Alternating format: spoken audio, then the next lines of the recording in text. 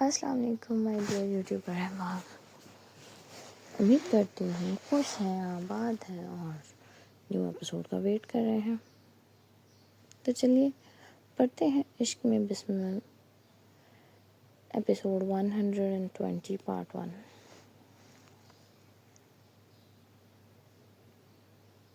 آج نارین پیلس میں ایک شاندار اور پروقار پارٹی کا اہتمام تھا، جس میں شہر کے بڑے بڑے نامور لوگ اور بااثر شخصیات امڑ آئے تھے۔ نارین نے یہ محفل اپنے فارم ہاؤس نارین پیلس میں سجائی تھی، کیونکہ اپنے بنگلے پر وہ یہ پارٹی تھرو کرنے کا رسک ہرگز نہیں لے سکتی تھی۔ اس کے بنگلے کی بیسمنٹ میں دیان قید تھا، اور آج اس پارٹی میں عرفان سکندر جیسا خطرناک شکاری بھی آ رہا تھا۔ نارین خان جانتی تھی کہ اگر عرفان سکندر کو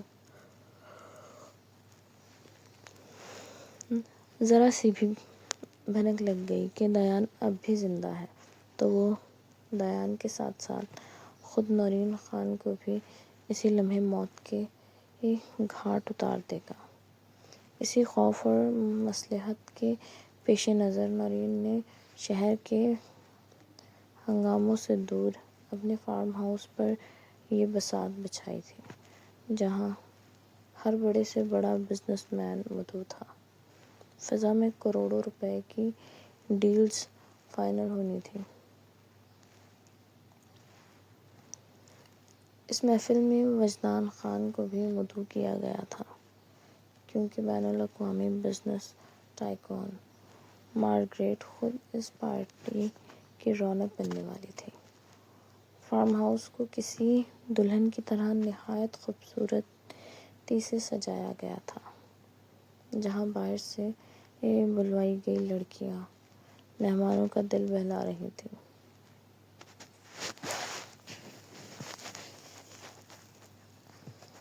حرام مشروب کی ریل پیل تھی، اور لوگ ہر قسم کے ذائقے اور عیاشی سے لطف اندوز ہو رہے تھے۔ وجدان خان جیسے ہی اس پرفتن پارٹی میں داخل ہوا، نارین خان کی آنکھیں حیرت سے پھیل گئیں۔ اس نے تو وجدان کو انوائٹ ہی نہیں کیا تھا۔ اس سے پہلے کہ نارین خان آگے بڑھ کر کچھ پوچھتی، مارگریٹ کسی بکھری ہوئی لہر کی طرح فوراً آگے بڑھی اور سب کے سامنے وجدان خان کے گلے لگ گئی۔ وجدان نے ایک لمحے کے لیے بوکھلا کر اسے دیکھا اور پھر نہایت نامحسوس طریقے سے کمال ضبط کے ساتھ اسے خود سے دور کر دیا۔ مارگریٹ نے وہیں کھڑے ہو کر سب کے سامنے اعلان کر دیا کہ اس نے زندگی کا سب سے بڑا پروجیکٹ وجدان خان کے ساتھ مل کر کرنے کا فیصلہ کیا ہے۔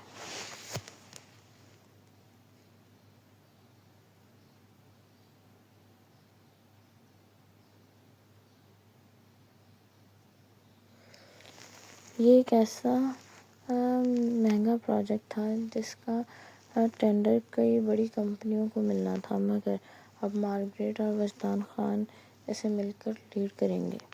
دراصل عرفان سکندر اور مارگریٹ پرانے اور گہرے دوست تھے، اسی لیے عرفان سکندر نے ہی وجدان خان کی یہ میٹنگ مارگریٹ سے فکس کروائی تھی، لیکن وہ یہ نہیں جانتا تھا کہ مارگریٹ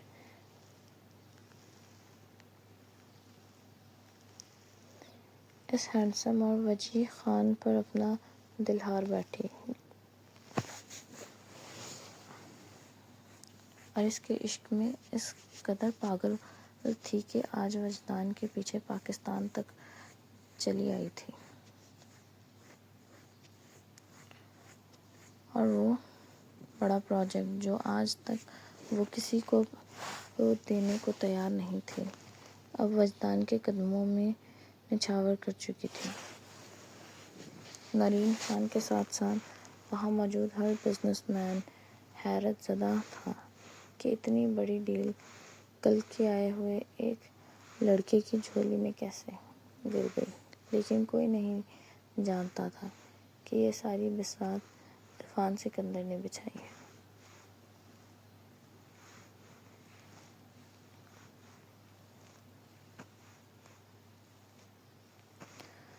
تاکہ وہ وجدان پر اپنا احسان چڑھا سکے اور بدلے میں پلک کو پانے کے چانسز بڑھا سکے۔ چونکہ مرجان بخاری نے قدم قدم پر ٹانگ اڑانی شروع کر دی تھی، اس لیے عرفان سکندر کو ایک مضبوط اور طاقتور سہارے کی ضرورت تھی، اور وجدان خان سے بہتر کوئی مہرا نہیں تھا۔ اس وقت اس پوری محفل میں سب سے بڑی ڈیل کا مالک صرف وجدان خان تھا، اور سب اسے حسد اور جلن بھری نظروں سے دیکھ رہے تھے۔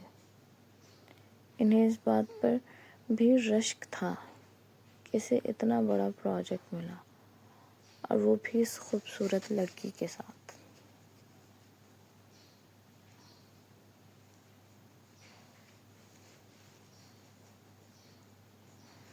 جسے دیکھ کر کسی کا بھی دل دھڑک جائے، مگر وہ نادان یہ نہیں جانتے تھے کہ وجدان خان کا دل صرف اور صرف اس کی بیوی حولا کی یاد میں دھڑکتا ہے، اور اس کا عشق کسی مارگریٹ کا محتاج نہیں۔ رات کی تاریکی ہر طرف اپنی ہیبت کے ساتھ پھیلی ہوئی تھی۔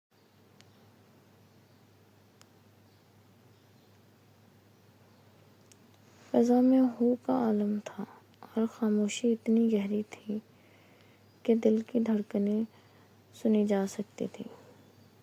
نرین خان اس بات سے بالکل بے خبر تھی کہ اس کا رچا ہوا کھیل بہت بری طرح بکھرنے والا تھا۔ عرفان سکندر اور نرین خان نے الگ الگ مرجان بخاری کے پیچھے اپنے لوگ لگا کر بہت بار اس کا پیچھا کروایا، اس کی ہر حرکت پر نظر رکھی، لیکن انہیں ایسا کچھ نہیں ملا جس سے وہ مرجان بخاری پر کوئی شک کرتے۔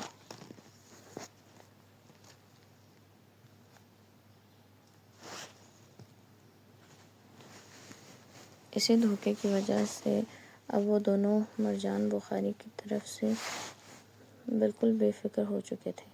عرفان سکندر تو اس لیے بے فکر تھا کیونکہ اسے لگتا تھا کہ مرجان اس کے کالے کرتوت کے بارے میں کچھ نہیں جانتا، اور نرین خان کی بے فکری کی وجہ یہ تھی کہ اسے بھی یہی گمان تھا کہ مرجان کو اس بات کی بھنک تک نہیں ہے کہ دیان اب بھی زندہ ہے۔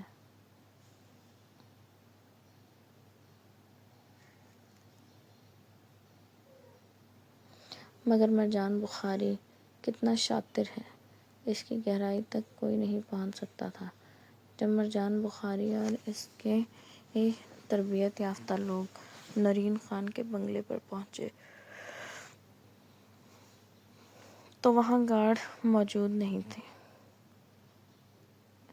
اس رکاوٹ کا انتظام مرجان پہلے ہی کر چکا تھا۔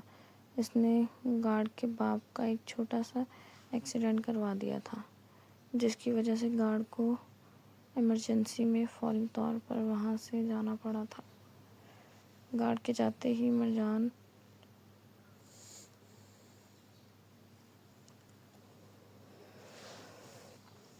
اور اس کے ساتھی سائے کی طرح بنگلے کے اندر گھس گئے اور کسی آہٹ کے بغیر بیسمنٹ میں پہنچے، جہاں دیان خان قید تھا۔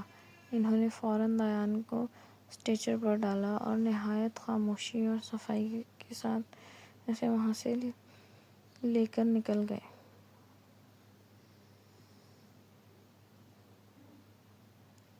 رات کے سیاہ اندھیرے میں کوئی بھی یہ نہ جان سکا کہ یہ کام کس نے اور کیسے کیا۔ مرجان کی منصوبہ بندی اتنی مکمل تھی کہ اس نے پہلے ہی تمام CCTV کیمرے ہیک کر لیے تھے اور اپنی انٹری سے لے کر واپسی تک کا سارا ریکارڈ کاٹ دیا تھا تاکہ کوئی ثبوت باقی نہ رہے۔ مرجان بخاری راتوں رات دیان کو لے کر اسلام آباد سے ہی نکل گیا۔ اس نے فوری طور پر دیان کو ملتان ٹرانسفر کر دیا، جہاں ایک خفیہ مقام پر اس کا علاج ہونا تھا۔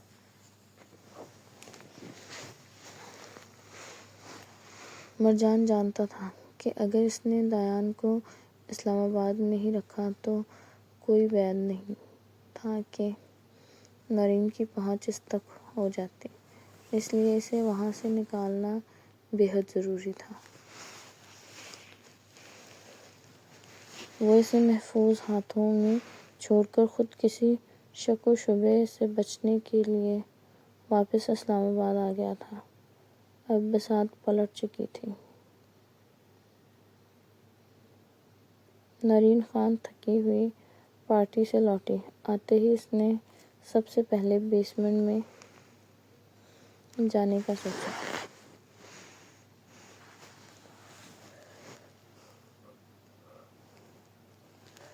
کیونکہ سونیا اور مصطفیٰ بھی پارٹی سے ہی واپس اپنے گھر چلے گئے تھے بچوں کو ملنے۔ پارٹی ختم ہو چکی ہے۔ نرین خان تھکی ہوئی مگر فاتحانہ مسکراہٹ کے ساتھ اپنے بنگلے میں داخل ہوتی ہے اور سیدھی بیسمنٹ کی طرف جاتی ہے تاکہ دیان کی حالت دیکھ کر اپنی جیت کا جشن منا سکے۔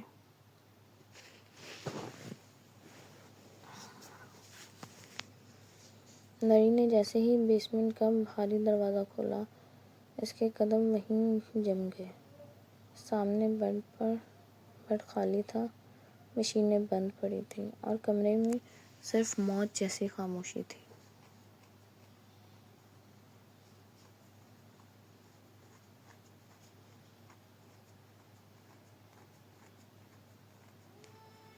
دیان! اس کے حلق سے ایک لرزتی ہوئی آواز نکلی۔ وہ دیوانہ وار کمرے کے چکر لگانے لگی۔ گارڈ کہاں ہو تم؟ وہ بھاگتی ہوئی باہر آئی مگر وہاں کوئی نہیں تھا۔ اس نے فوراً گارڈ کو فون ملایا جو ہسپتال سے روتے ہوئے جواب دے رہا تھا۔ بی بی جی، میرے باپ کا ایکسیڈنٹ ہو گیا تھا۔ میں تو ہسپتال ہوں۔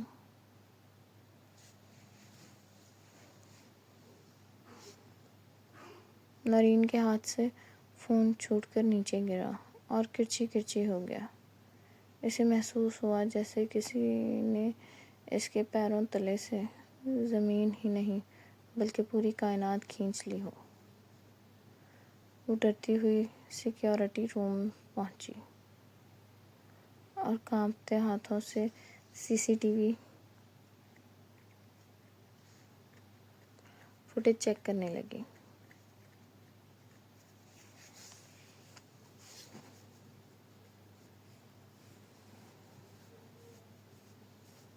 مگر وہاں صرف کالی اسکرین تھی۔ ریکارڈنگ ہیک ہو چکی تھی۔ نہیں، یہ نہیں ہو سکتا۔ نرین نے غصے اور وحشت میں میز پر پڑا لیپ ٹاپ اٹھا کر دیوار پر دے مارا۔ اس کی چیخ پورے بنگلے میں گونج اٹھی۔ کون ہے؟ کس کی اتنی ہمت کہ نرین خان کے گھر میں گھس کر میرا شکار چھین لے؟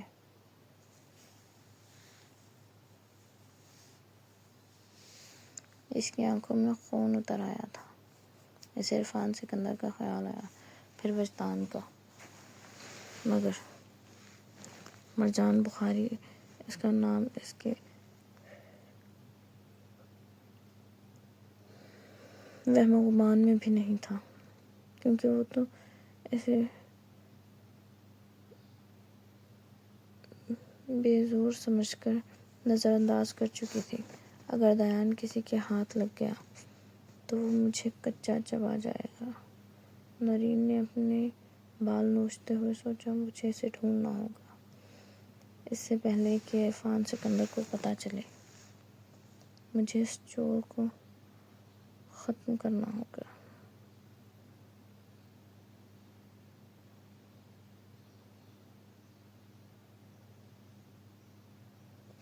کہانی جاری ہے. اگر کہانی پسند آئے تو چینل کو سبسکرائب کریں. شکریہ. اللہ حافظ.